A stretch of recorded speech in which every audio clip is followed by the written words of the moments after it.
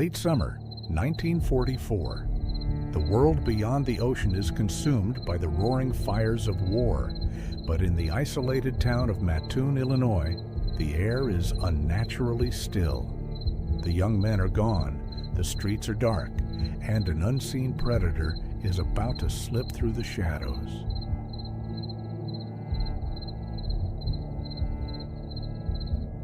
Midnight strikes. Inside a quiet home on Marshall Avenue, Aline Kearney stirs from a restless sleep. The air in her bedroom has suddenly turned heavy, thick, and sickeningly sweet. A smell like cheap perfume mixed with industrial chemicals floods her senses. She attempts to sit up, but her body refuses to obey. A terrifying, icy numbness spreads rapidly from her chest down to her toes. Her legs are completely paralyzed. Her throat tightens as she realizes she is not alone in the dark.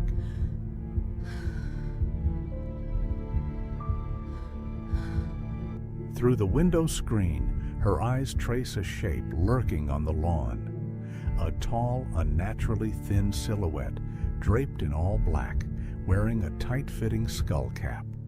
The figure stands perfectly still, holding a strange industrial pump mechanism in its hands.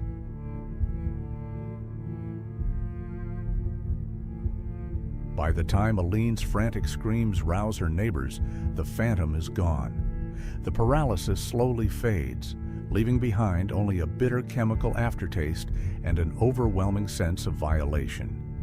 The police dismiss it as a freak occurrence. They are wrong.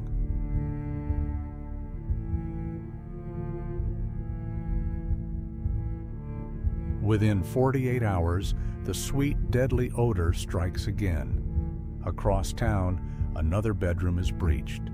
Another mother is left paralyzed on her floor, listening to the muffled footsteps of an intruder slipping away into the midnight fog.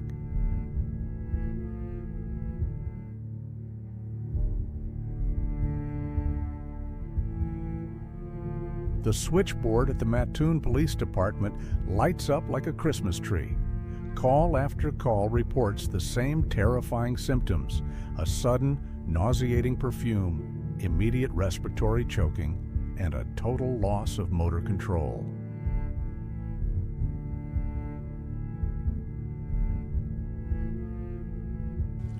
But the phantom isn't just leaving gas behind. At the scene of the third attack, investigators discover a series of bizarre calling cards left on the porch: a wet white cloth, a skeleton key, and a single tube of dark red lipstick.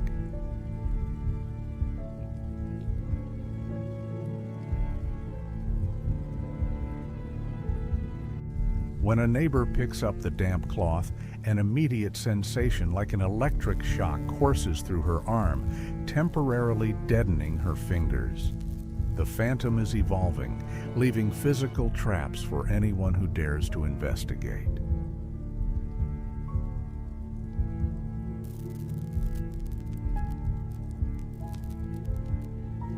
Hysteria grips the town. The local authorities are completely outmatched. Citizens form armed vigilante groups patrolling their own backyards with shotguns, waiting for a glimpse of the razor-thin man in the skull cap.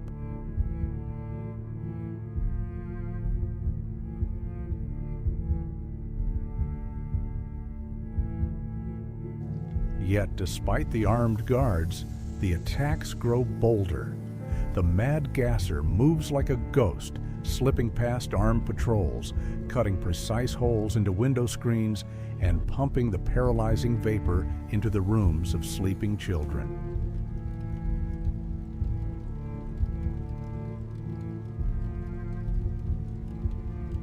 Then, the final twist occurs. A mother and son spot the attacker fleeing into the brush, but they don't see a tall man. They see a woman dressed in men's clothing, and in the mud beneath the window, the police find a trail of high-heel footprints.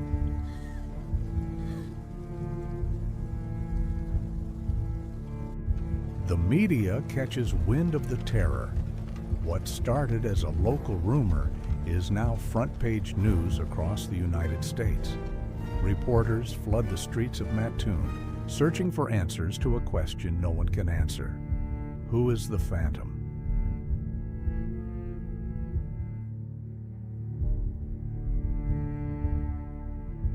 The police chief issues a public statement urging calm. He claims the town is suffering from a shared psychological illusion.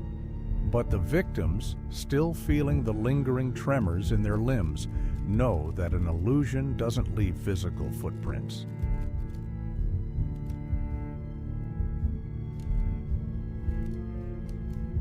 As twilight descends each night, an eerie silence wraps around Mattoon. Stores close early. Curtains are bolted tight. The entire town holds its breath, wondering whose home will be chosen next by the invisible intruder.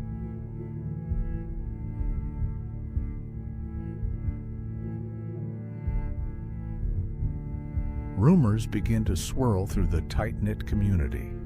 Neighbors turn on neighbors.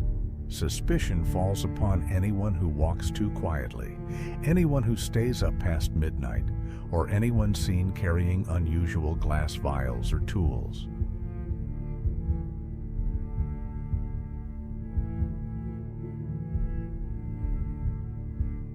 Some believe the answer lies deep underground, in a hidden basement lab.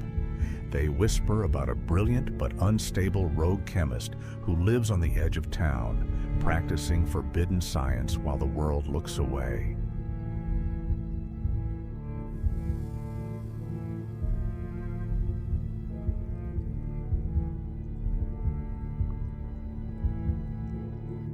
State authorities are finally called in to assist. Experts in toxicology scour the air, testing for traces of chlorine, ether, or mustard gas.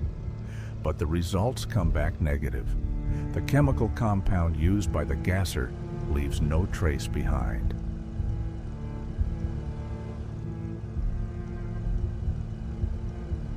For 15 days, the terror continues unabated. Over 24 people report the paralyzing mist. The symptoms always match perfectly, creating a pattern of precision that mass hysteria simply cannot explain.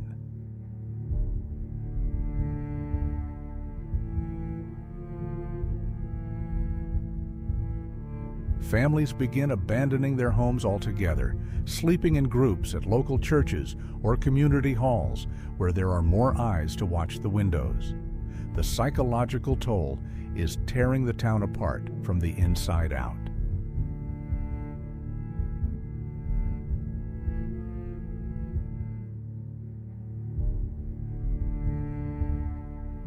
Every official file reveals a community pushed to its absolute limit. Yet, just as the tension reaches a boiling point, the attacks abruptly cease.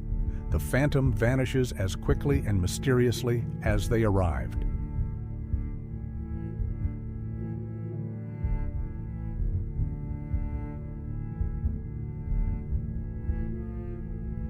The sweet smell fades. The paralysis stops. The town of Mattoon slowly returns to the light of day, but the scars of that late summer remain burned into the memory of every family who lived through the midnight fumes. As the mid-September sun sets over the Illinois plains, the physical symptoms fade, but a psychological shadow settles over Mattoon. The town is no longer safe. The darkness inside their own homes has become an enemy.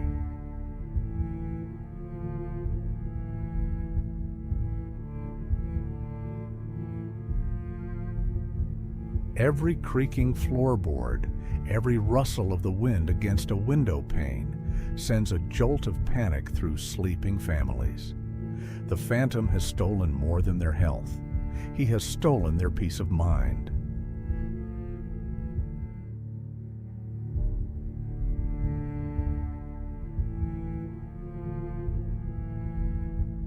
The local hardware stores sell out of deadbolts and window locks within hours.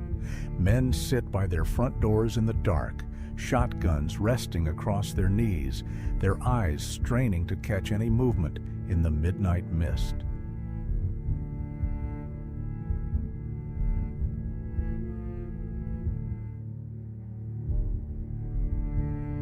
The police department is buried under a mountain of conflicting descriptions. Some swear the figure was 7 feet tall.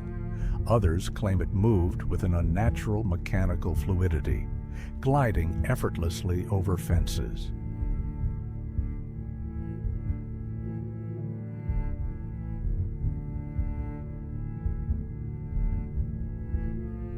Then come the rumors of a chemical formula.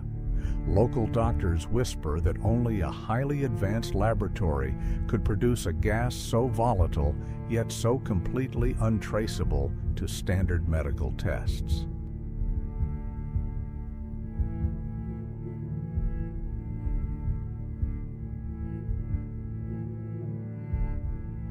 An expert from the state university arrives under a cloud of secrecy. He takes soil samples from beneath the window screens, looking for residues of ether or industrial solvents. But the earth holds no answers.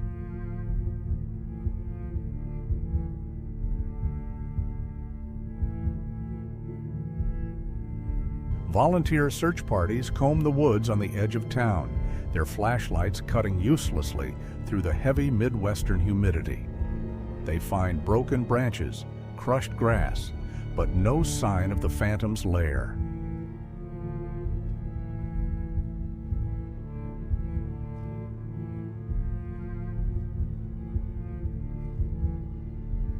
Letters sent out of Mattoon to relatives across the country carry a tone of absolute desperation. Mothers write of packing up their children and fleeing to the safety of the countryside until the madness ends.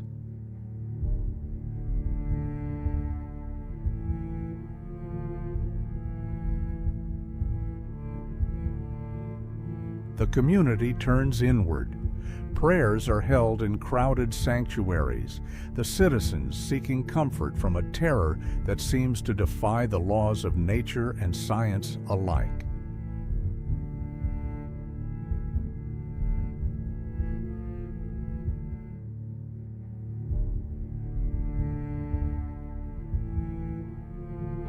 But as the third week of September begins, a strange shift occurs. The calls to the police station begin to slow.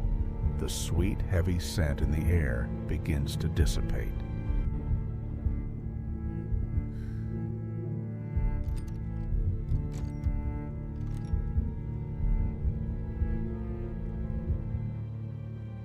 No new victims are reported.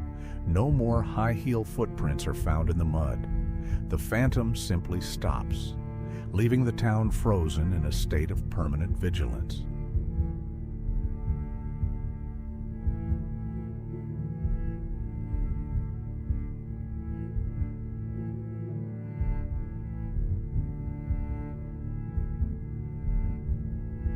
The armed patrols slowly disband. The locks remain on the windows, but the immediate terror fades into a dull, lingering ache.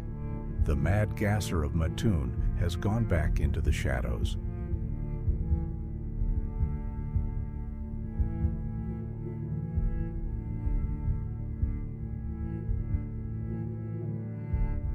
The case is officially closed by local authorities, chalked up to wartime stress and imagination. But for those who felt the cold numbness in their veins, the truth remains buried deep in the archives.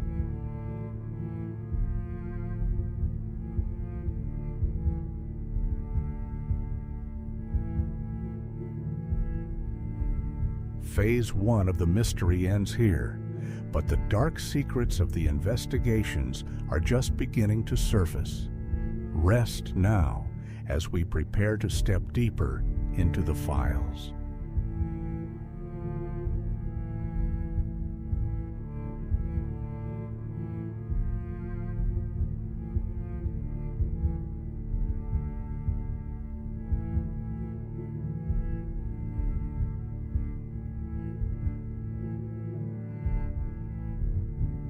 As the first weeks of the terror pass, the local gossip transforms into a national obsession. The story breaks out of Illinois. Across the United States, millions read of the invisible phantom and wonder if their own towns are next.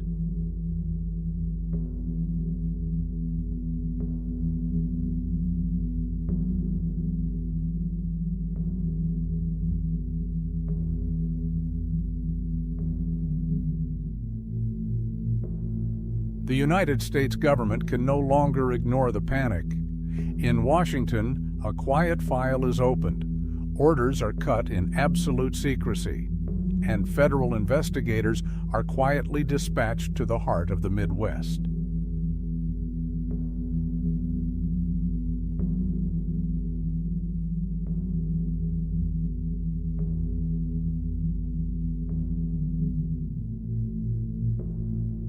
Two plainclothes agents arrive by train, carrying heavy leather cases filled with forensic equipment. They do not check into the local hotel. They move directly to the police headquarters under the cover of twilight.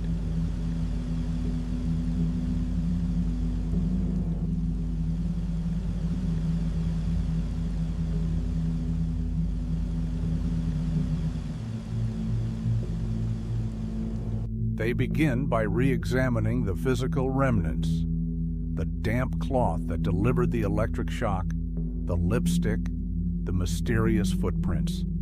Every scrap of evidence is treated like a piece of a highly sophisticated military puzzle.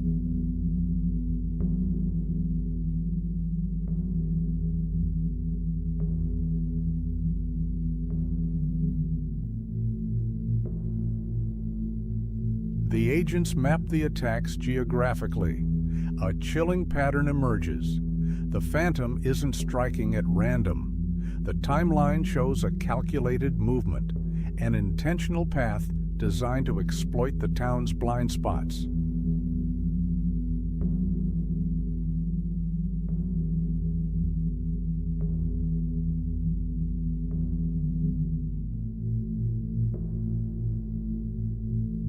But the presence of the federal agents only deepens the town's paranoia. If the local police are being bypassed, the citizens realize the danger must be far greater than a mere prowler. The fear becomes suffocating.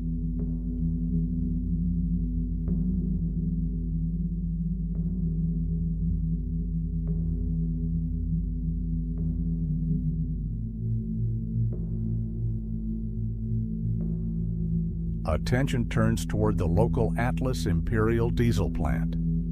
Operating 24 hours a day to support the war effort, the massive facility utilizes thousands of gallons of specialized industrial chemicals. Rumors begin to spark.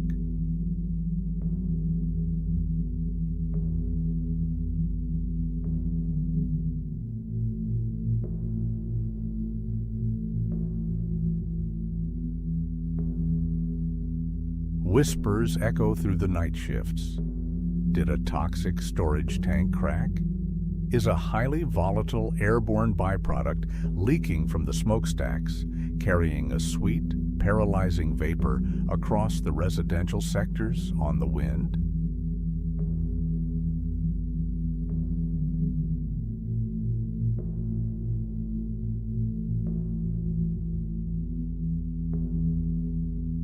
If it is an industrial accident, a public admission would halt production, freezing vital supplies meant for the troops overseas. Some believe the government fabricated the story of a lone madman simply to cover up a lethal corporate mistake.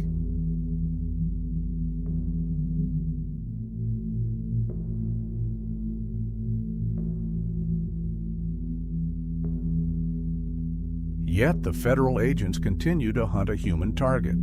They intercept local mail, listening to recorded phone calls, searching for an eccentric mind capable of synthesizing a gas that paralyzes the body without leaving a single trace in the blood.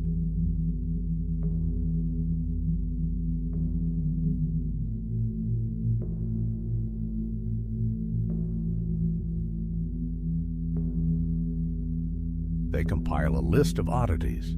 A brilliant student who was expelled from a nearby university for dangerous experiments. A reclusive immigrant who spent his nights ordering strange glass tubes through the mail. The suspects are watched from the shadows.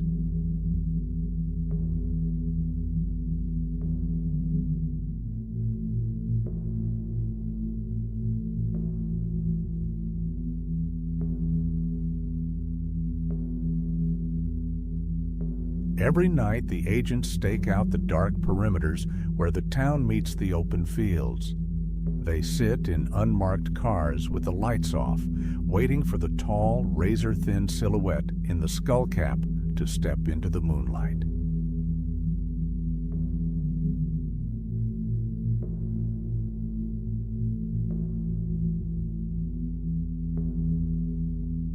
But the phantom remains one step ahead.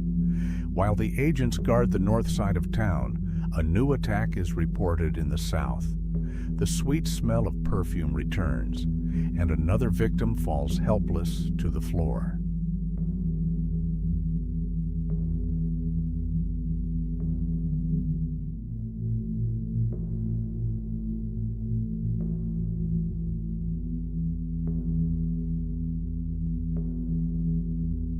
The local radio station broadcasts an emergency alert, warning residents to seal their chimneys and bolt their cellar doors.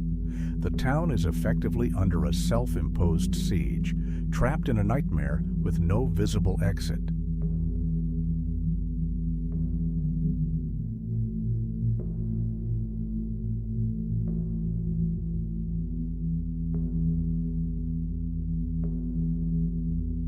The pressure on the investigators reaches a breaking point. The national media accuses them of incompetence. But how do you capture a ghost that leaves no traces? A phantom that strikes through locked windows and vanishes into the wind.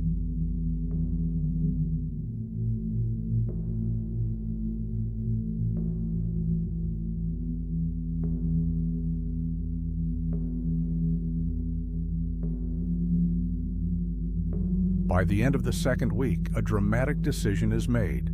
The official narrative must change.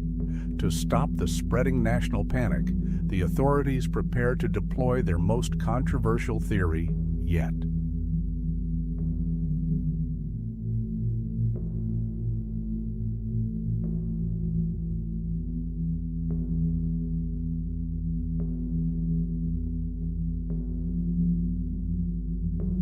Phase 2 draws to a close as the hunters become the hunted, and the true identity of the mastermind begins to bleed through the official lies.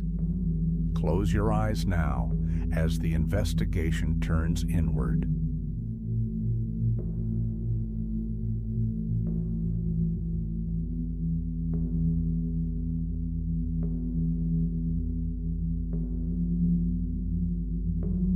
As the federal agents dig deeper into the town's history, they uncover a series of forgotten complaints from years prior.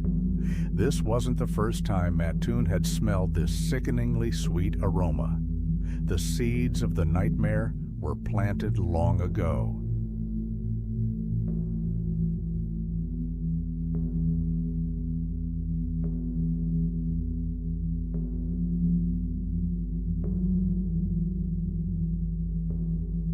Deep in the county archives, a file from a decade earlier reveals a highly similar pattern: a rogue prowler, an unexplainable chemical stench, and complaints of sudden leg numbness that were quickly buried by local politicians to protect real estate values.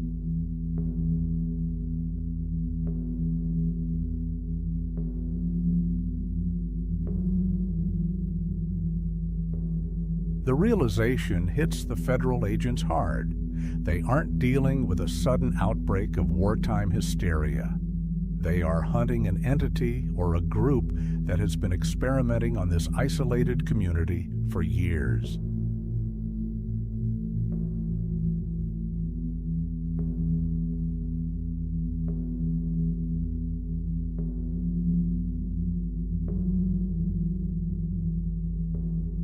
medical professionals are quietly interviewed under strict non-disclosure agreements. One local physician admits to treating 3 separate patients for temporary paralysis months before Aline Kearney ever smelled the gas.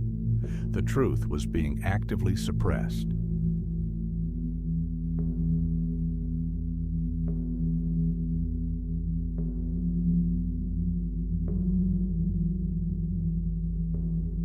The focus shifts toward the transport lines. How was the Phantom moving so fast between the northern and southern borders of the town? The answer lay in the old dark veins of the city, the forgotten industrial rail spurs.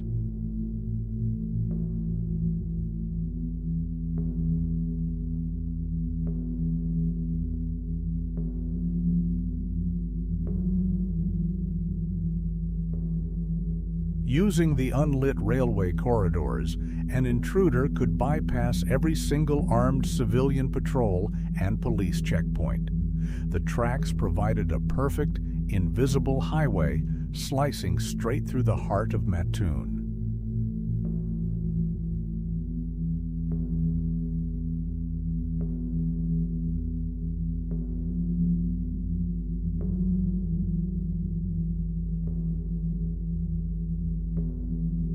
The agents set up a hidden sting operation along the primary rail junction.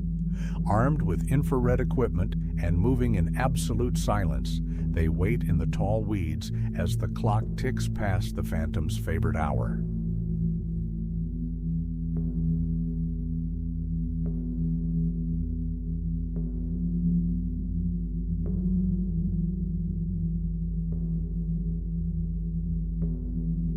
"3:15 a.m. A sudden sharp hiss cuts through the night air. The unmistakable scent of sweet, suffocating perfume begins to drift over the weeds. The trap is sprung, but the air is already turning toxic.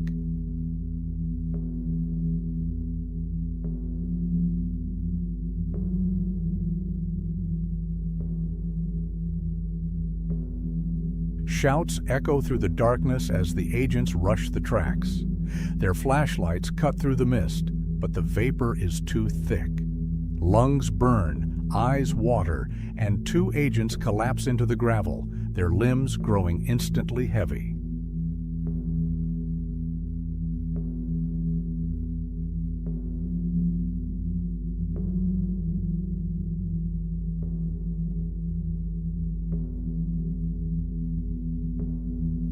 When reinforcements arrive, the tracks are empty. The Phantom has slipped away once again, leaving behind 2 paralyzed federal investigators and a deep sense of absolute hopelessness. The entity cannot be caught by conventional means.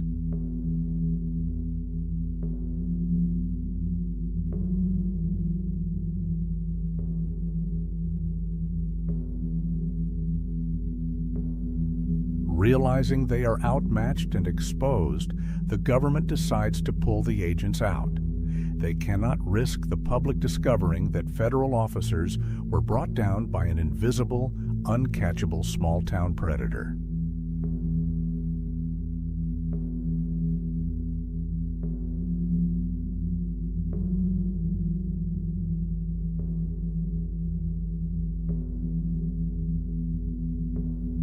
The official case files are quietly stamped as unresolved and moved to a secure facility. The government leaves the citizens to fend for themselves as the narrative shifts from an active hunt into the dark realm of local legend. Phase 2 of our journey draws to a complete close. The authorities have failed. The streets are empty. Rest your mind now, as the clock ticks closer to the arrival of Phase 3 and the exposure of the primary suspect.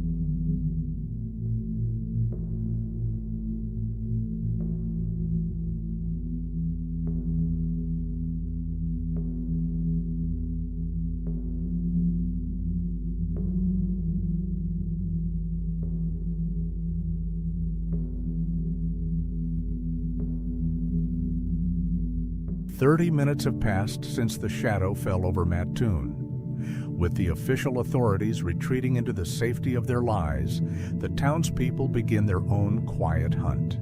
The whispers always point to one name, a name buried in local tragedy.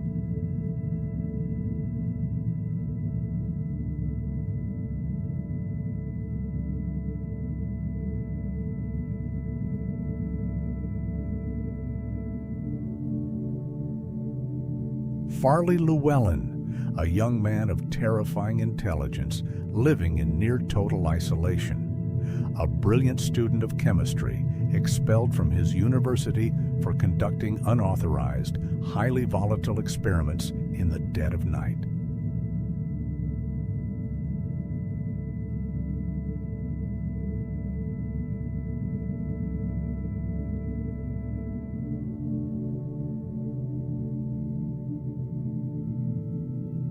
Those who dared to pass his property reported a strange, sweet scent drifting from his cellar vents, a smell that lingered in the grass long after his lights went dark, a smell that perfectly matched the perfume of the phantom.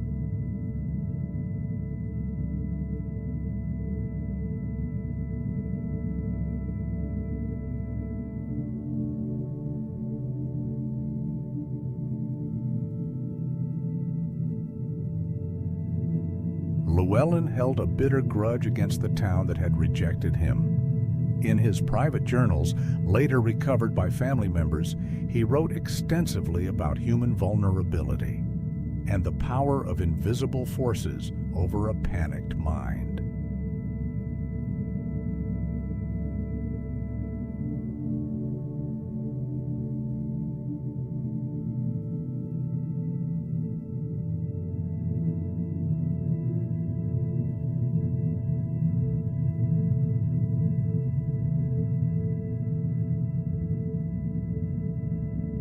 But it wasn't just his intellect that made him the prime suspect.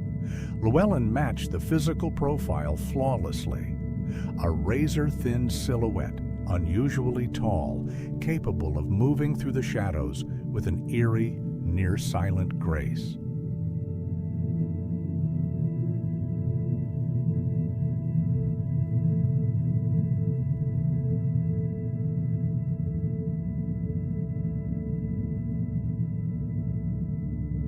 The theory takes a dark turn when locals realize Llewellyn had access to a rare, experimental chemical compound, a specialized liquid chloropicrin. When atomized through a standard agricultural pump, it mimics every single symptom of the gasser.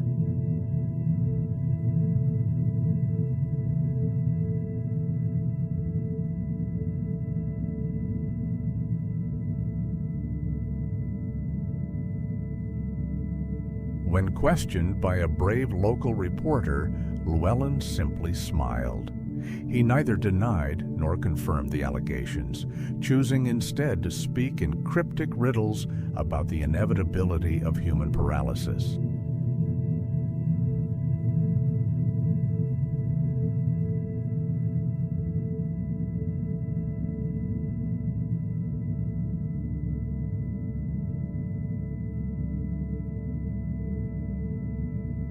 A vigilante group forms with the sole intent of confronting the eccentric chemist. They march toward his isolated property under the cover of a cloud-covered moon, determined to end the nightmare once and for all.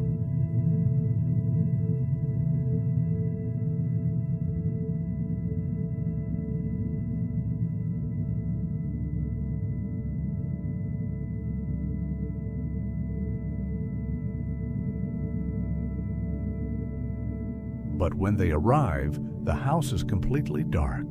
The front door sways gently in the cold night breeze. Farley Llewellyn has vanished into thin air, leaving behind an empty home and a basement scrubbed completely clean.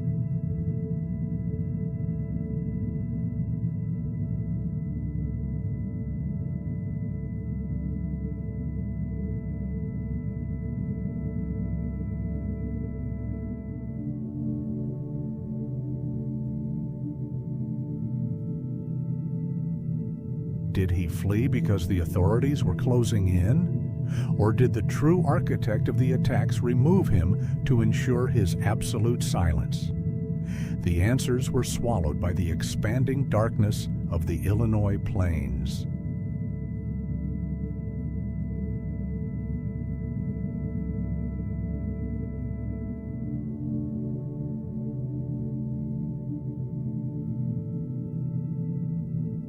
With Llewellyn gone, a sudden heavy silence blankets the community. Days turn into weeks. The sweet, paralyzing scent does not return. The town breathes a collective, cautious sigh of relief, believing the monster has fled.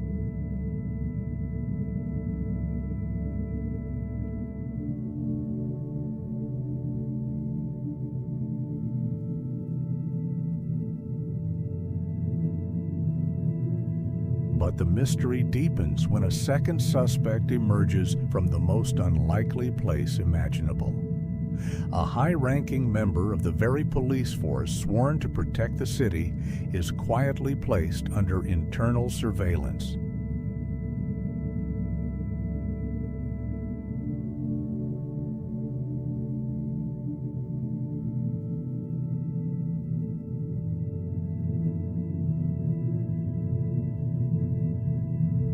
An anonymous tip reveals that a rogue officer had been stealing confidential industrial reports from the local diesel plant, an officer who possessed total immunity to roam the streets completely unchallenged past curfew.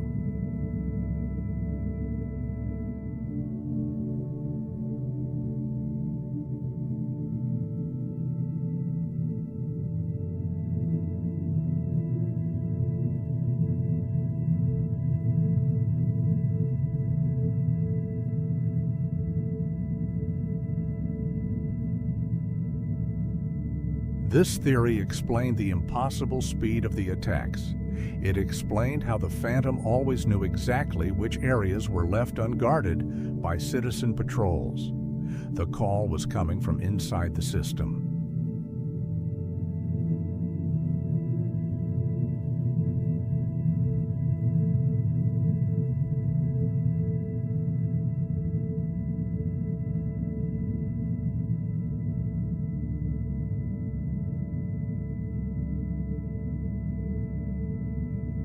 Before an official internal investigation can be launched, the files regarding the rogue officer are mysteriously incinerated in a sudden courthouse fire.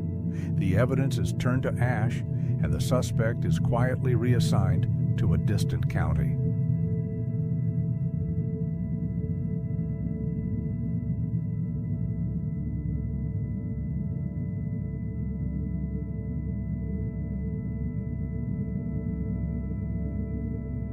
The dual disappearances of the rogue chemist and the mysterious officer leave the town in a permanent state of unresolved confusion. Two distinct paths to the truth, both completely severed by an unseen hand.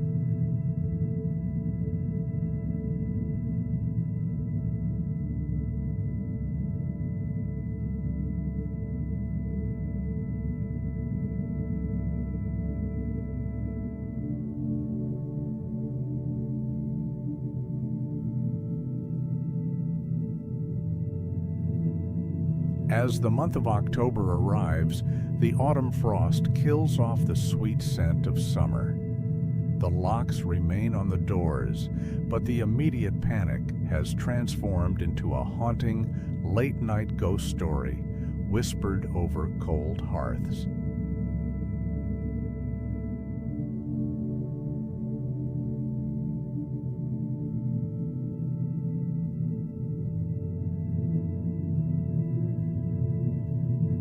The mad gasser of Mattoon becomes a shadow in the collective memory. A phantom that came from nothing, broke the laws of science, fractured a community, and vanished before the light of truth could ever find them.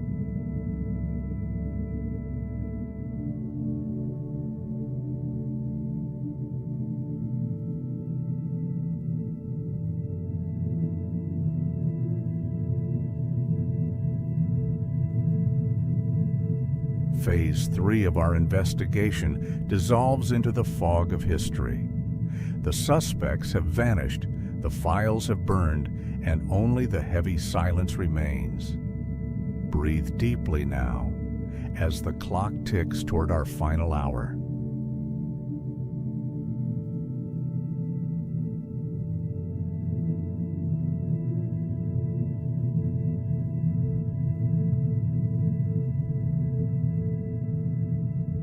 As the years roll by, the name of Farley Llewellyn becomes nothing more than a ghost story whispered around autumn fires.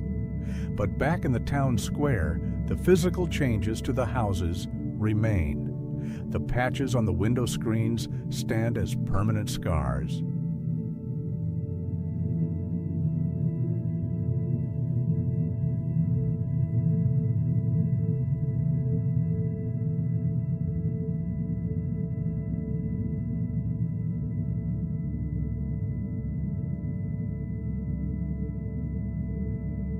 People begin to find old, discarded farm equipment in the surrounding fields.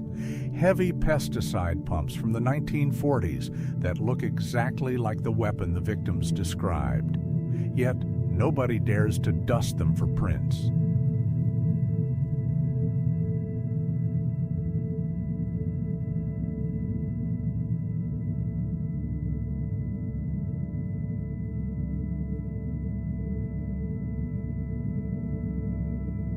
Every decade, a new researcher tries to request the official police logs from that fateful September. But the pages covering the final week of the attacks are always found missing, neatly cut out of the binders with a razor blade.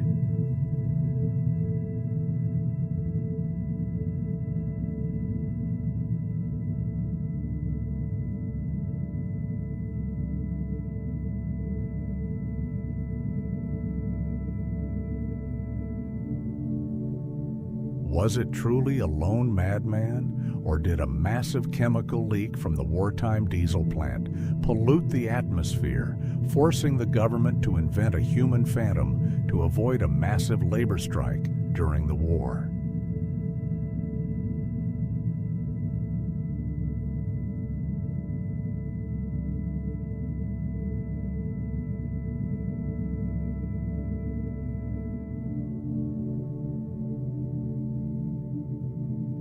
The theories continue to fight one another in the dark. To this day, the true answer is heavily guarded by the passage of time, a secret kept by a generation that has almost entirely gone to sleep.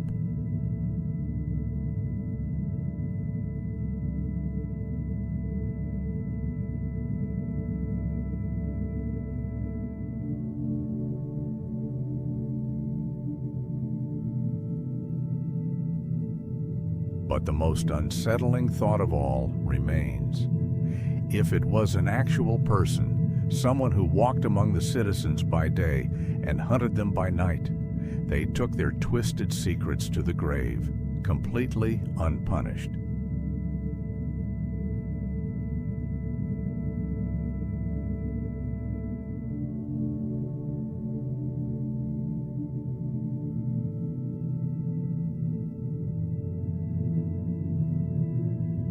The town of Mattoon eventually moved on. The headlines faded, the reporters packed up their typewriters, and the armed citizen guards returned their shotguns to the closets.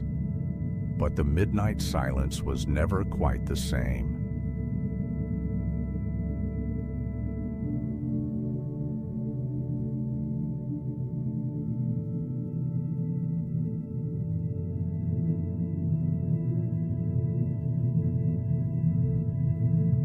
Phase 3 now draws to its absolute, complete close. The suspects are gone, the clues have gone cold, but the legacy of the Phantom is permanent. Rest your eyes now, as the clock ticks into our final quarter.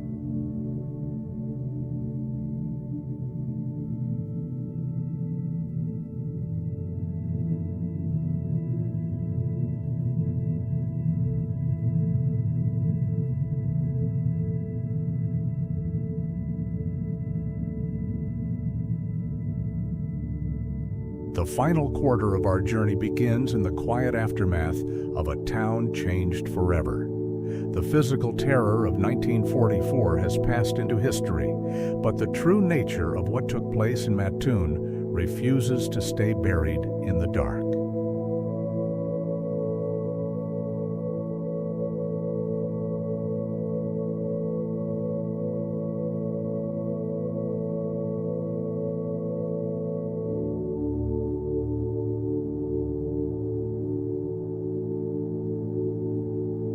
Decades slip away like shadows moving across a wall. The children who once lay awake listening for the hiss of a pump are now elders, yet they still look toward their bedroom windows whenever a sweet breeze stirs the night.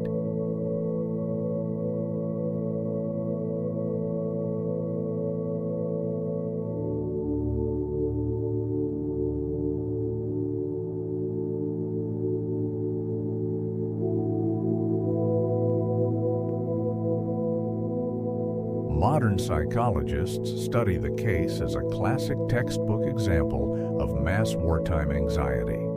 They claim a community under the stress of war simply imagined the threat, transforming ordinary odors into a phantom predator.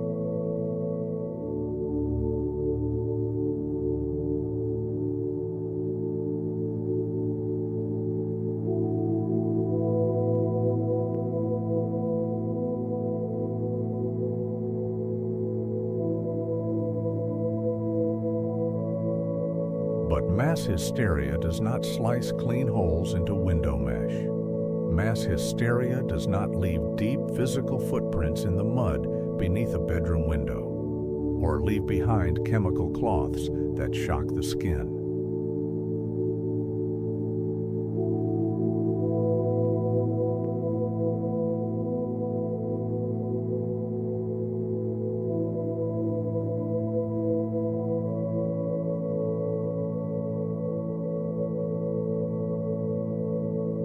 The victims maintain their testimonies until their final days.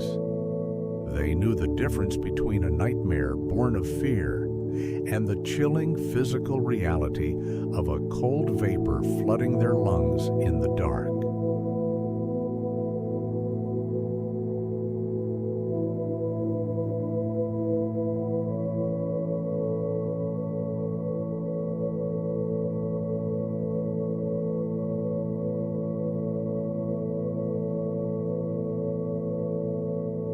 Perhaps the truth lies somewhere in the middle, a combination of a single, highly dangerous individual experimenting with forbidden chemistry, and a community whose valid fears amplified the shadow into a ghost.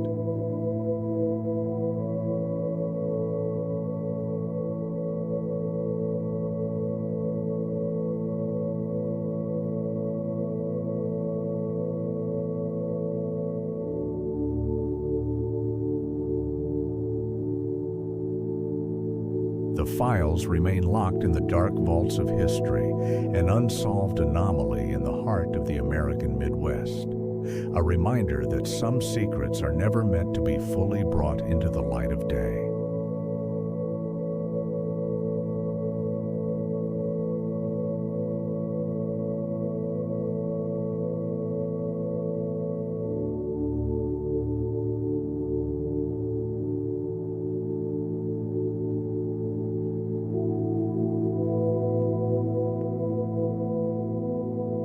Our investigation has reached its final destination.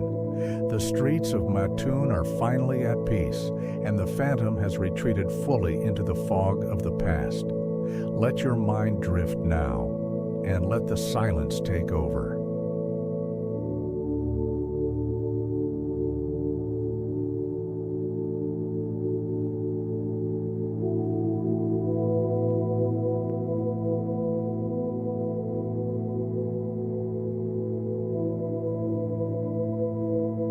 The mystery is closed. The air is clear. Sleep deeply now, secure in the darkness, as the echoes of the past dissolve into a quiet, dreamless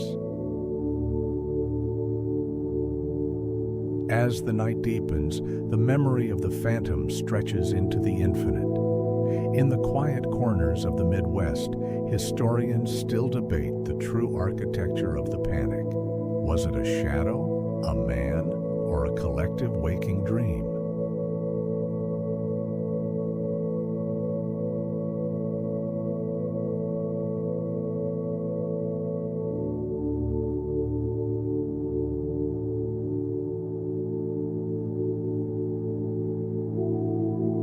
Every year when September rolls around, a peculiar chill settles over Coles County. The wind carries a specific weight, and the older homes seem to creak just a little louder in the dead of night.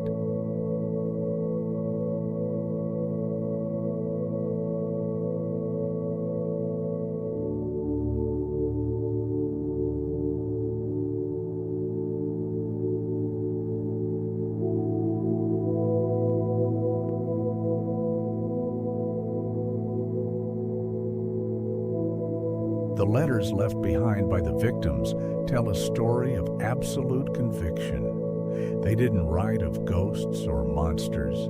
They wrote of a human presence, a calculated mind that knew exactly how to slip away into the open fields.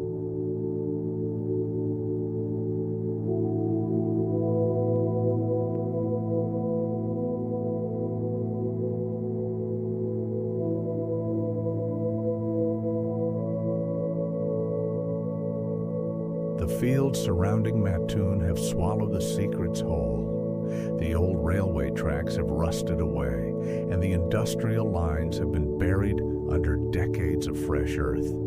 The highway to the truth is completely gone.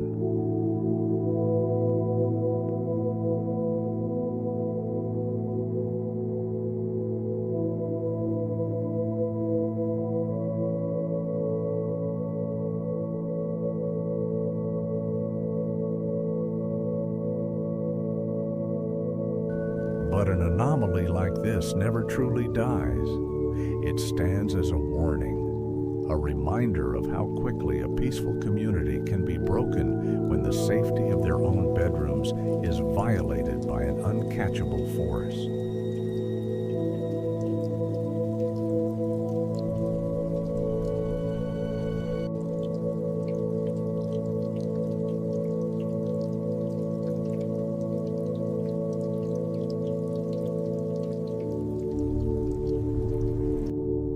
The case files will remain locked away in the shadows of the state archives, permanently stamped as unresolved, a dark riddle in the grand tapestry of American folklore.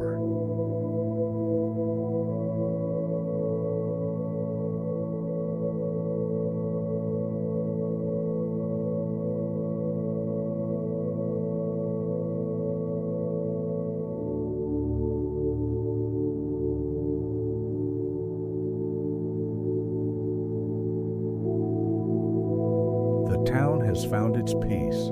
The locks are secure, the windows are tight, and the air is pure and still. The phantom has fully retreated into the deep fog of the past.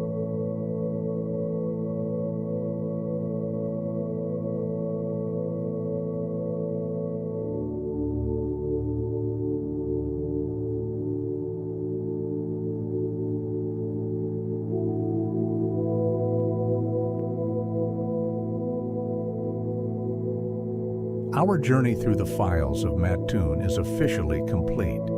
The mystery is at rest, and the streets are quiet. Let the heavy weight of the night carry you into a peaceful state of calm.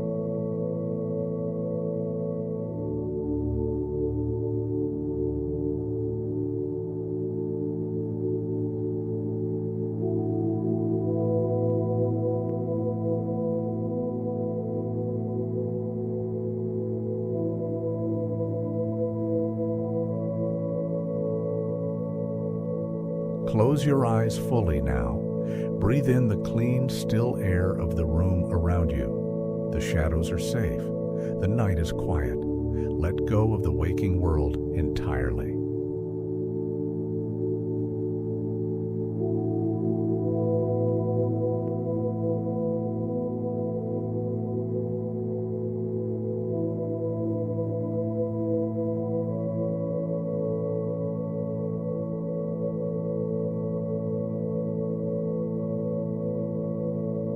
There are no more chapters to read, no more secrets to unearth tonight. Rest your mind, secure in the silence, and let yourself drift away into a deep, dreamless sleep.